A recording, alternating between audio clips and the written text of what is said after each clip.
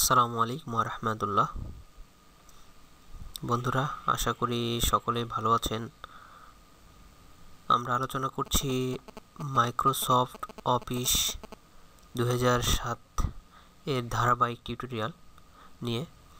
আর গত পর্বে আমরা আলোচনা করেছি ইনসার্ট ট্যাব থেকে টেবিল টুল থেকে বা টেবিল থেকে কিভাবে টেবিল ক্রিয়েট করা যায়, এবং আমি বলেছিলাম যে আরও নতুন ধরনের কি করে টেবিল ক্রিয়েট করা যায় সেটা আপনাদের সামনে টিউটোরিয়াল আকারে দেব। তো আমি একটা টেবিল ক্রিয়েট করে রেখেছি। এই টেবিলটা আজকে আমরা তৈরি করব। কি দেখে কি মনে হচ্ছে আপনারা পারবেন না? আশা করি পারবেন। তো চলুন এই টেবিলটা কি করে তৈরি করতে হবে, কিভাবে আমরা এভাবে একটা টেবিল তৈরি করব, আমরা সেটা শুরু করে দিই।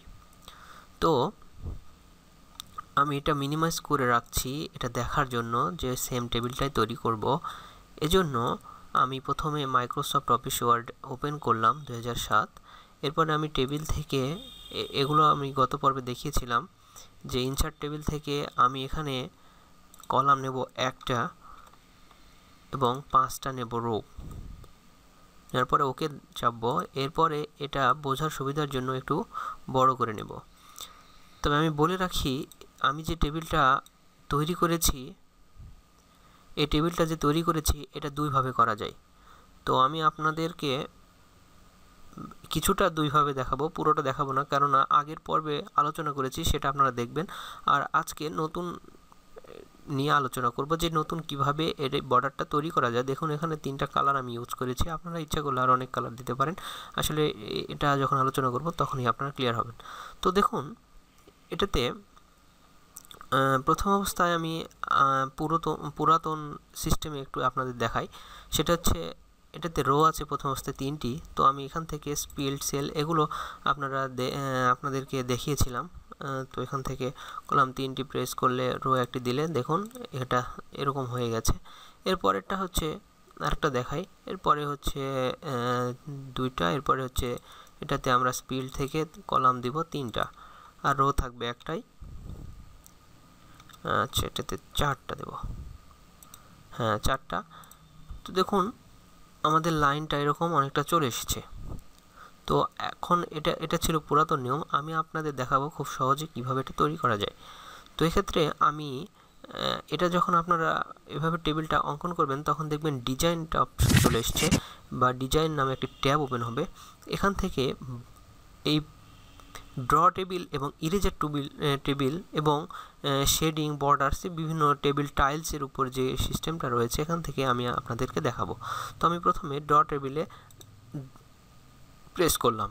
করার পরে দেখুন এখানে আগের টেবিলে আমরা একটু মোটা বর্ডার দিয়েছি। তো এখান থেকে আমি বলেছিলাম যে আমি নতুন সিস্টেমে দেখাবো, তাই আমি নতুন সিস্টেমে দেখাচ্ছি। তো এখানে আমি একটা বর্ডার নিলাম। নেওয়ার পরে এখান থেকে আমি যদি এটাতে ধরি তো দেখুন এটা আমার বড় হয়ে যাচ্ছে বা মোটা হয়ে যাচ্ছে দেখুন।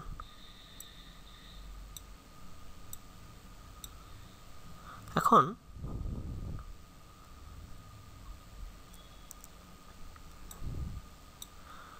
এভাবে আপনারা যেখান থেকে খুশি আপনারা ড্র করে নিতে পারবেন। এটা আসলে মানে ড্র এর মাধ্যমে আপনারা খুব সহজে এটা তৈরি করতে পারবেন। এ কারণেই আমি এটা দেখাচ্ছি, কেননা স্পিড করতে যে অনেকে বিরক্ত হতে পারে, আর যার কারণে আমি এই মানে সহজ সিস্টেমটা আপনাদের সামনে মানে যেহেতু ওটা নিয়ে আগে আলোচনা করেছিলাম এ কারণেই আমি আসলে এই সিস্টেমটা যে নতুন এটা দেখানোর জন্য এটা তৈরি করেছি। তো এইভাবে আপনারা প্রত্যেকটা এভাবে যদি মাউস ওই যে ড্রটা এভাবে যদি করে দেন, আমি যেরকমভাবে করছি এটা খুবই সোজা, আপনারা এভাবে এই সুন্দর টেবিলটা তৈরি করতে পারেন। তো দেখুন আগের টেবিলের মতো অনেকটা চলে এসেছে। এখানে আমি কালার ইউজ করেছি।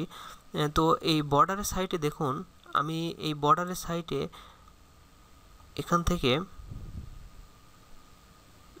শেডিং, হ্যাঁ এখানে দেখুন আমি এই বর্ডারটা মেবি দিয়েছি।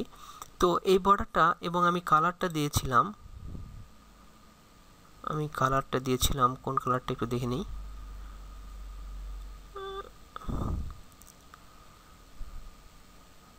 আচ্ছা, আমি একটা কালার এখান থেকে দিচ্ছি। তো এখান থেকে যে সেম প্রসেসে আমি যদি এরকম করি তাহলে ওই কালারটা আসলে মানে আমি এখানে একটা কালার দিলাম। আপনার যেটা খুশি আপনি সেই কালারটা দিতে পারবেন। তবে এই বর্ডারের উপর দিয়ে অবশ্যই আপনার যেতে হবে। যদি বর্ডার উপর বাদ দিয়ে আপনি যদি অন্য কোনো দিক দিয়ে যান তাহলে আবার নতুন করে একটি বর্ডার ক্রিয়েট হবে।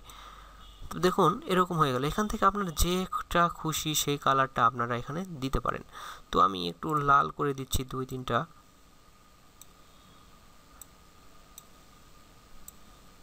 এভাবে যেটা খুশি আপনার যেটা মন চায় সেটা আপনি করে নিতে পারবেন। তো দেখুন অনেকটা আগেকার মতো টেবিলটা তৈরি হয়ে গেছে। এভাবে আপনার ড্র টেবিলের মাধ্যমে এভাবে ড্র করে টেবিলটা অঙ্কন করতে পারেন। এছাড়া আপনারা যদি মনে করেন যে কোনোটা একটু মনে করেন আমি এটা একটু এরকম বড় করে দিলাম, আমার নিচের এই অংশটা দরকার নাই, এক্ষেত্রে আপনি ইরেজে ক্লিক করার পর এখানে যদি ক্লিক করেন তাহলে এই অংশটা আপনার ভ্যানিশ হয়ে যাবে। এভাবে আপনি যদি আবার ড্র টেবিলে ক্লিক করেন দিয়ে যদি আবার এরকম করেন তাহলে আপনার ড্র আঁকাতে পারবেন। এইখানে যে কালারটা দিবেন সেই কালারটাই আপনার সবসময় থাকবে।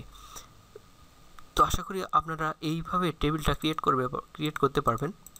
আশা করি বুঝতে পেরেছেন। এছাড়া আপনারা এই ডিজাইন থেকে আপনাদের টেবিলের বিভিন্ন সিস্টেম আপনারা করতে পারেন। এখান থেকে যেটা খুশি যেরকম খুশি সেরকম আপনারা এখান থেকে করতে পারেন।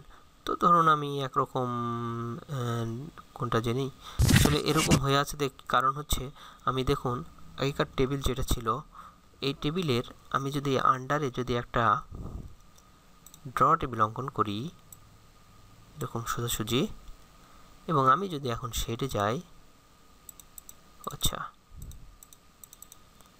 হ্যাঁ দেখুন ওটা ওপেন হয়ে গেছে। এখন দেখুন এটা এখন সোজা হয়েছে, মানে সোজা বর্ডারের একটা লাইন থাকতে হবে। যেটা খুশি যেরকম খুশি আপনারা তৈরি করতে পারবেন। তো আমি এটা আর দেখালাম না। এখান থেকে আপনারা যেটা খুশি যেরকম খুশি সেরকম নিতে পারেন।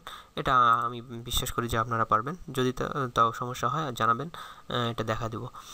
তো আমি ড্র টেবিলের মাধ্যমে কিভাবে একটি টেবিল অঙ্কন করা যায় এবং টেবিলের কালার এবং সিস্টেম মডেল কি করে সবগুলো করা যায় সেটা আপনাদেরকে দেখালাম।